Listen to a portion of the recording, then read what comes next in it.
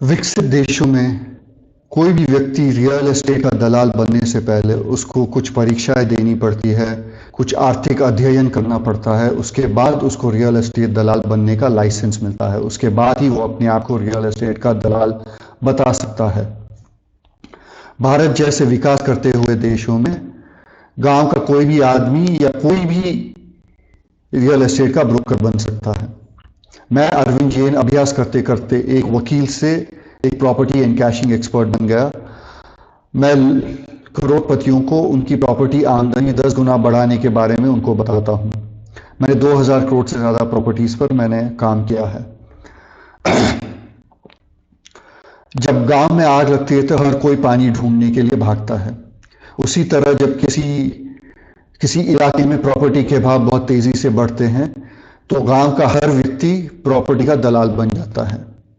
यहाँ तक कि अगर उस गांव से या उस इलाके से कोई बस गुजर रही है तो बस का कंडक्टर भी, उस गांव का कुली भी आपसे बातें करते करते हुए बताएंगे कि ये ज़मीन इतने करोड़ में मिल रही है, वो साइट इतने लाख में मिल रही है, वो अपार्टमेंट इतने लाखों में मिल रहा है।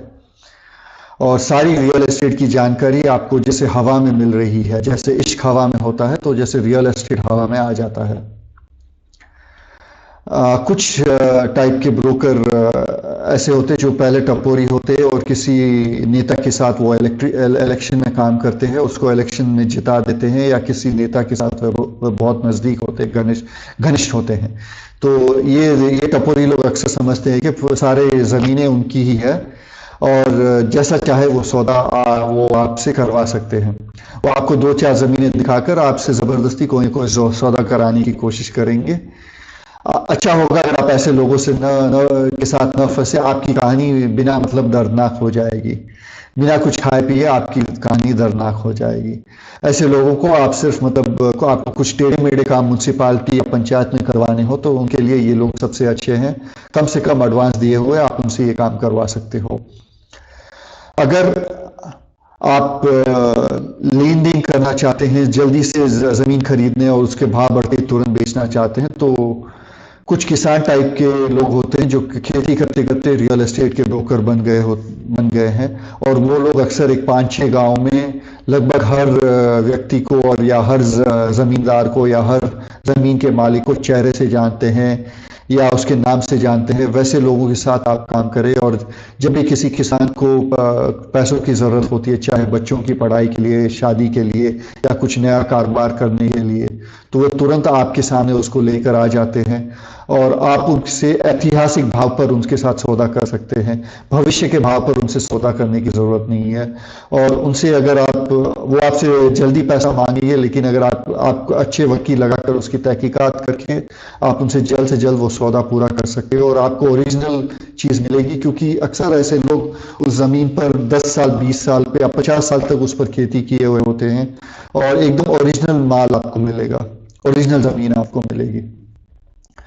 कुछ ब्रोकर ऐसे होते हैं जो सिर्फ 2 प्रोजेक्ट, 4 प्रोजेक्ट या ज़्यादा ज़्यादा 7 या 8 प्रोजेक्ट पर काम करते हैं। उसके अलावा और कोई किसी और चीज़ पर वो अपना ध्यान नहीं देते। अगर आप उन 7-8 प्रोजेक्ट्स पर काम करना चाहते हैं या उस पर आप मल्टीपल सौदे करना चाहें, अक्सर एक से अधिक सौदे करने चाहें, तो ऐसे दलालों के साथ काम कीजिए। वो आपको बहुत अच्छा रेट दिला सकते हैं और बहुत मौके की जगह उन प्रोजेक्ट्स में दिला सकते हैं, जिससे आपको बेचने में काफ़ी आसानी होगी।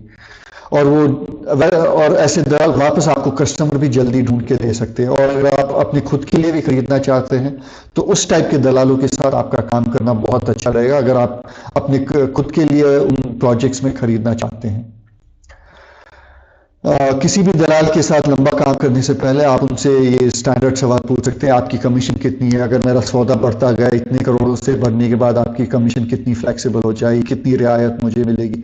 उतने करोड़ का काम करने के बाद आपकी कमीशन मुझे कितनी रियायत मिल जाएगी? अगर मैं आपसे प्रॉपर्टीज़ चलो 2 दिन में ही अगर फाइनल कर दूं तो मुझे आपसे कमीशन कितनी रियायत मिल जाएगी? कमीशन कब चुकाना है?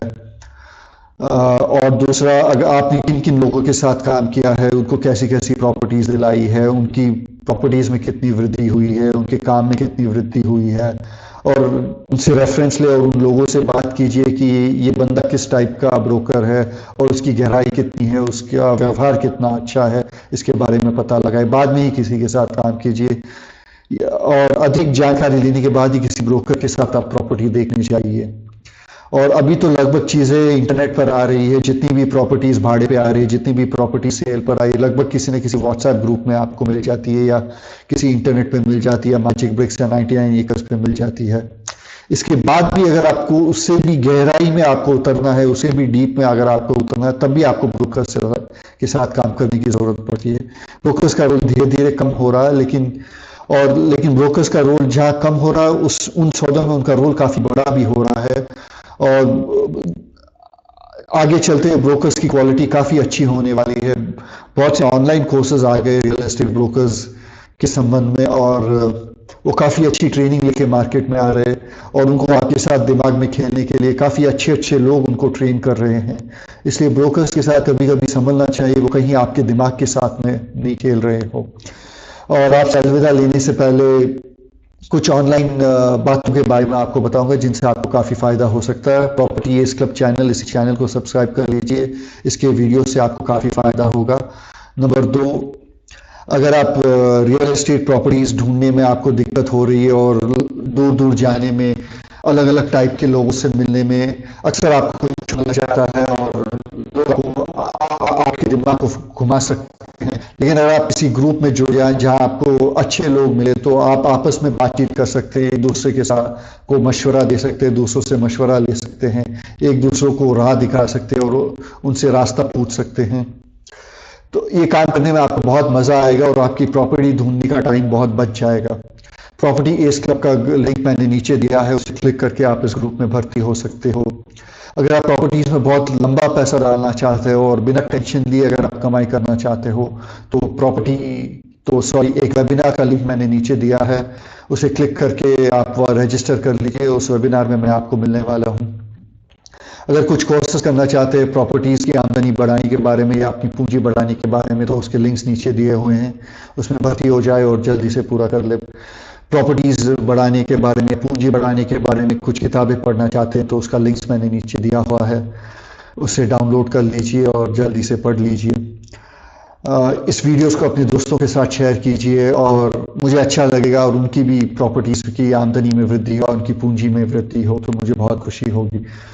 किसी और वीडियो के साथ मैं अगर ऐसे किस विषय पर मैं वीडियो बनाऊं उसके बारे में एक फॉर्म भर दीजिए, जितना जल्दी हो सकता है, जितना मुमकिन हो सकता है मैं कोशिश करूंगा। मेरे साथ किसी और तरह से जुड़ना चाहे तो कोलैबोरेशन फॉर्म मैंने नीचे दिया हुआ है, उसे भर दीजिए। अगर हमारी सिनर्जीज मैच होती है या हमारी कुछ घनिष्ठता होगी तो मैं जल्द से जल्द आपके संपर्क में आ जाऊंगा। और मुझे अच्छा लगा आपसे बात करते हुए। बहुत जल्द आपको किसी और वीडियो में मिलने वाला हूँ। Take care, bye.